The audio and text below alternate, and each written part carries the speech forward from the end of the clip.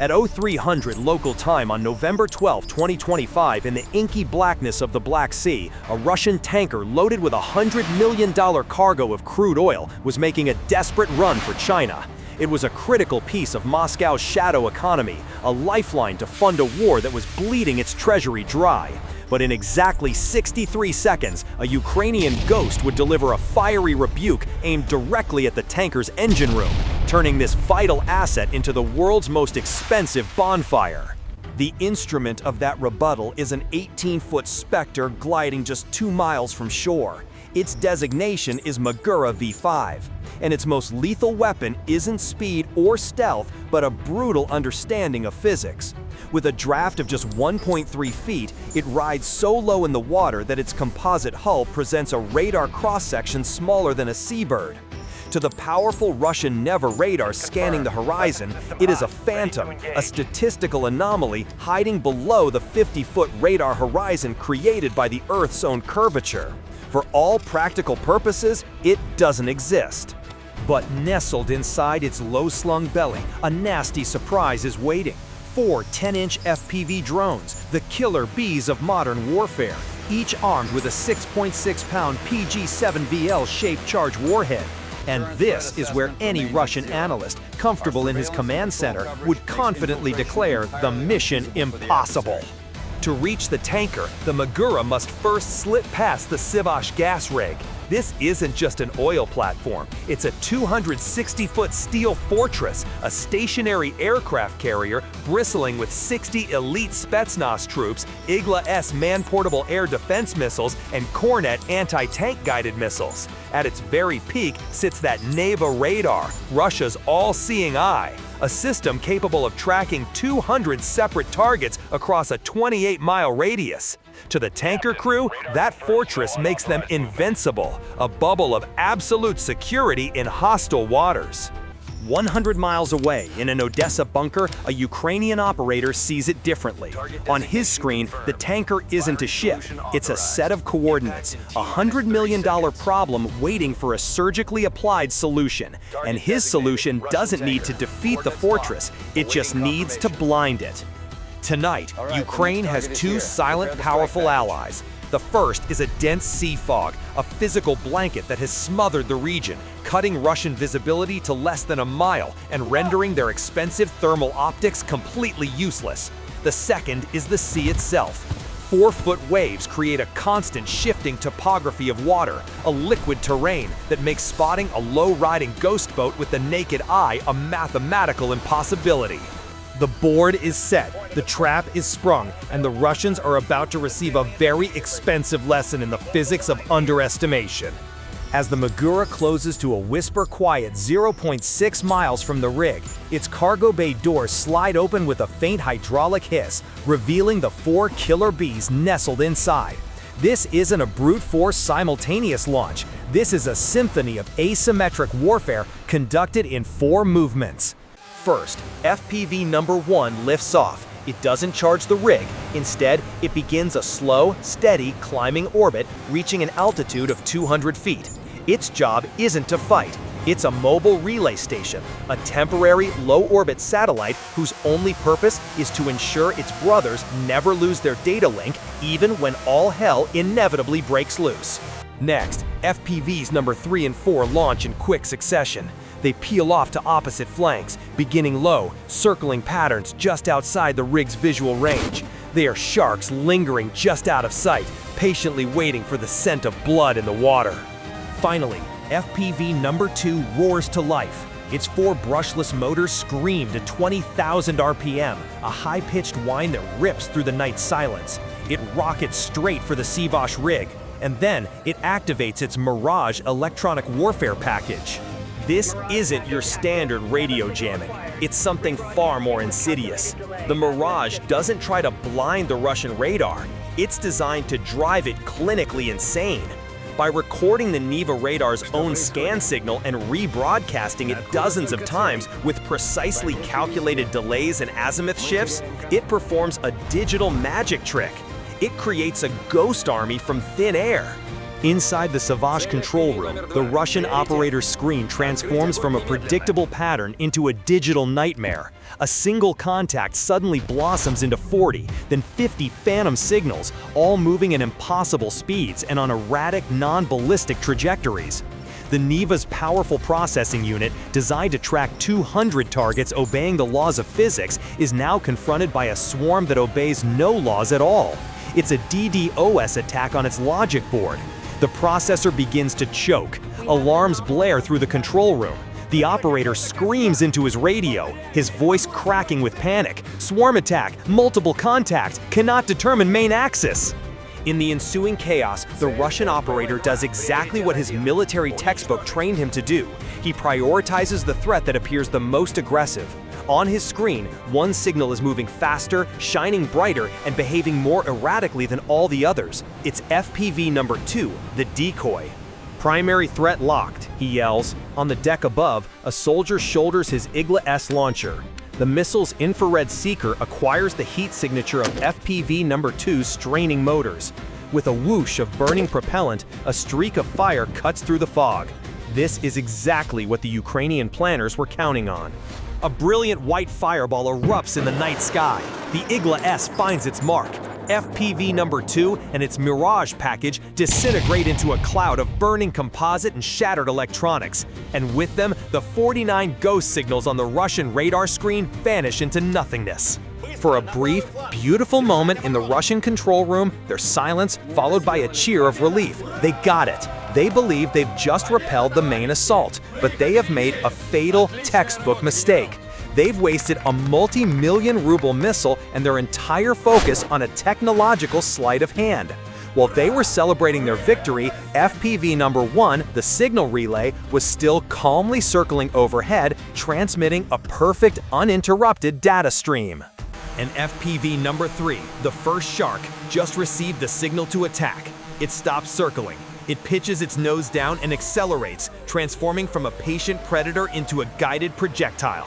Its target, the one piece of equipment that allows the Savage rig to be a fortress, the Neva radar antenna. Through the drone's camera, the operator in Odessa sees the world tilting wildly as he initiates a terminal dive. The massive steel superstructure of the rig grows in his view at an alarming rate. He can see the faint glow of lights on the lower decks and the dark, rotating silhouette of the radar antenna at its highest point. He has one shot to turn Russia's all-seeing eye into a $100 million piece of scrap metal. Back in the Russian control room, the brief moment of celebration is shattered. A new, piercing alarm shrieks. A single, high-speed contact has materialized seemingly out of nowhere, already inside their minimum engagement range. It's moving too fast. Contact, bearing 090, terminal dive, the operator yells, his voice laced with disbelief. How did it get so close? They don't have time to find an answer. The 6.6-pound RPG warhead strapped to FPV number 3 is a masterpiece of brutal, focused physics. It isn't just an explosion, it's a shaped charge meticulously engineered to create the Monroe effect. Upon impact, the explosive charge doesn't detonate outwards in a simple blast. It focuses its entire energy inwards, collapsing a copper cone liner into a hypersonic jet of molten metal traveling at over 26,000 feet per second, Mach 23. The drone strikes the base of the antenna assembly. For a microsecond, there's nothing. Then the shaped charge detonates. The molten copper jet punches through the antenna's protective aluminum housing as if it were tissue paper. It instantly shreds the delicate high-frequency waveguide, the very component that acts as the radar's optic nerve. The explosion's energy travels down the waveguide like a bolt of lightning, frying every sensitive electronic component in its path. To the soldiers on the rig, the explosion is surprisingly small, a sharp crack, a flash of light, and a brief shower of sparks. But in the control room, the effect is catastrophic. Every screen connected to the Neva radar goes black simultaneously. The reassuring green sweep of the radar line is gone, replaced by a dead, silent field of static. Their world has just gone dark. They are blind, and the second shark is about to attack. The rig's entire layered defense was built around that single electronic eye. The silence in the control room lasts only a second before the commander's voice screams over the radio, his tone cracking with desperation. Visual acquisition only. ZU-23, suppressing fire. All sectors, fire on anything that moves. On the open deck, the ZU-23 gunner didn't need a second command. His job was no longer precision targeting, it was area denial. He stomped on the foot pedal, and the twin-barreled 23mm cannon roared to savage life, spitting out 600 rounds a minute. That's 10 high-explosive fragmentation shells every single second, turning the foggy air into a lethal snowstorm of red tracers and invisible shrapnel. For the FPV number 4 operator, his world had just turned into a probability equation from hell. His screen was a chaotic Jackson Pollock painting of sea spray, muzzle flashes, and incoming tracers. He was no longer flying a mission profile. He was in a close-range knife fight. Tracers high, evasive dive.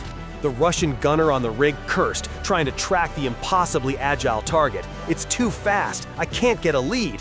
He growled in frustration, anticipated the drone's next move, and fired a third, longer burst, not where the drone was, but where he prayed it was going to be. This time, he got lucky. A single 23mm tracer round found its mark. It didn't vaporize the drone. Instead, it smashed into the carbon fiber arm holding rotor 3 with a sickening crack.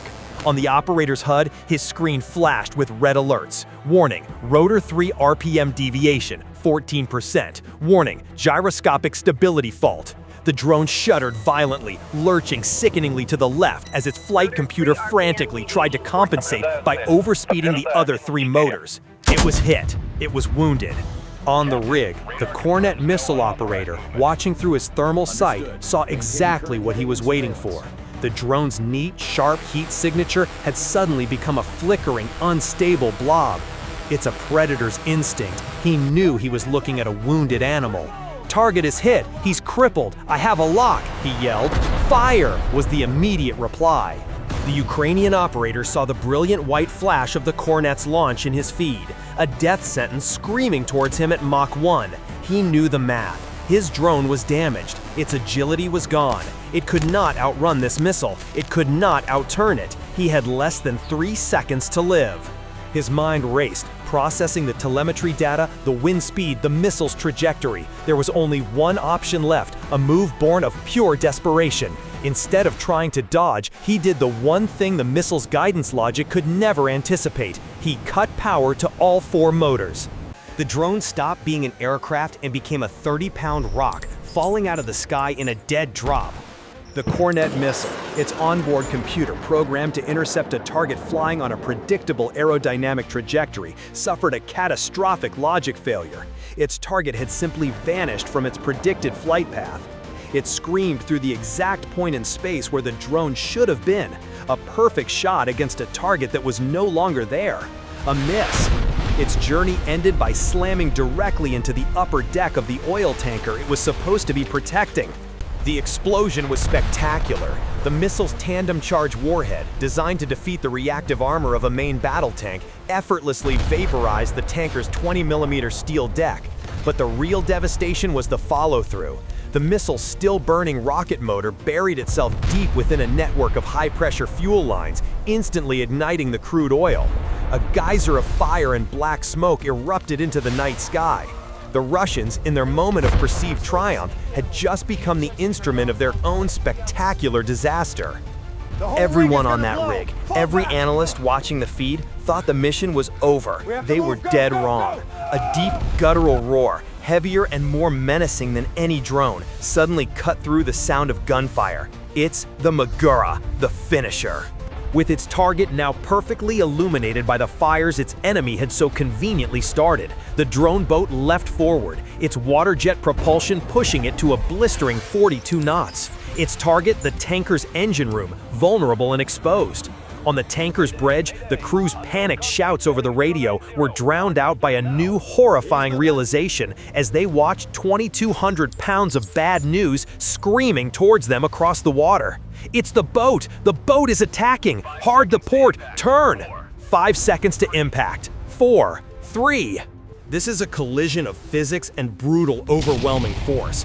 First, there's the kinetic energy. 1.2 million foot-pounds, the equivalent of a freight train hitting a brick wall, which buckles the hull plating before the warhead even detonates. Then the 500-pound TNT warhead explodes. This generates a 1,500 psi shockwave that doesn't just punch a hole, it travels through the ship's steel frame like a seismic event. The shockwave instantly ruptures the main fuel tanks, atomizing their contents into a fine, highly volatile mist. This explosive fuel-air mixture, far more powerful than the TNT alone, finds the fire already raging on deck. The world's brightest bonfire is lit. For the first few seconds after the impact, there is no sound, only a blinding, white-hot flash that vaporizes the fog and turns night into day. Then comes the shockwave, a physical blow that rolls across the water and slams into the Seavash rig, shattering windows and knocking men off their feet. It is followed by a deafening, soul-shaking roar as 500,000 barrels of crude oil begin to burn. The tanker doesn't just explode, it disintegrates. The 1,500 psi shockwave that ripped through its frame didn't just rupture fuel tanks, it created a catastrophic structural failure. The 800-foot-long ship, under the immense stress of the explosion and the sudden weight shift, literally lifts out of the water. With a groan of tortured steel that can be heard for miles, it snaps in half. The two burning sections, now monuments to a failed strategy, begin their slow, final descent to the bottom of the Black Sea. In just under 13 minutes, a plan executed by a handful of operators 100 miles away had achieved a devastating strategic victory. $100 million asset, plus its precious cargo, had been turned into worthless, burning scrap metal. The Seavash rig, once the all-seeing eye of the northwestern Black Sea, is now a blind, isolated outpost, its defenders left staring into the darkness, wondering what comes next. While the Russian Ministry of Defense scrambles to release a statement about a technical malfunction, satellite imagery from NASA and Maxar, combined with dozens of viral videos from Crimean onlookers, tells the real story. The myth of Putin's impenetrable Black Sea fortress has been shattered. The final math on this masterpiece of asymmetric warfare is staggering. One unmanned boat costing around $250,000, plus 4 FPV drones worth less than a high-end gaming PC, just eliminated a $100 million tanker and crippled Russia's entire Shadow Fleet logistics in the Black Sea. That's a return on investment that changes the entire dynamic of a war. So, which kill of the night was the most impressive? Was it the surgical strike that blinded the Never radar, or the final devastating blow from the Magora? Let me know your vote in the comments below. Bye for now.